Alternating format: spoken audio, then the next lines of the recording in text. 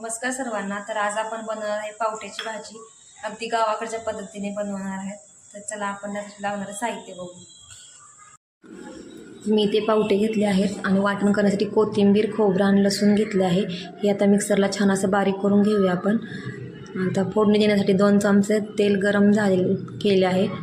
आता याच्यामध्ये थोडीशी मोहरी, जिरे आणि हळद घालून घेऊ आपण।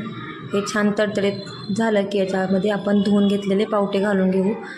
हे छान असे परतून घेऊया आपण। पावटे परतले की याच्यामध्ये मगाशी केलेलं आपण वाटण घालून त्याच्यामध्ये 2 चमचे तिखट घातलं आहे मी। तुम्ही कमी जास्त करू शकता। आपण याच्यामध्ये पाणी घालून मी याच्यामध्ये मोठं मीठ घातलेलं आहे, कारण मोठं मीठ घातलं की भाजी चविष्ट लागते।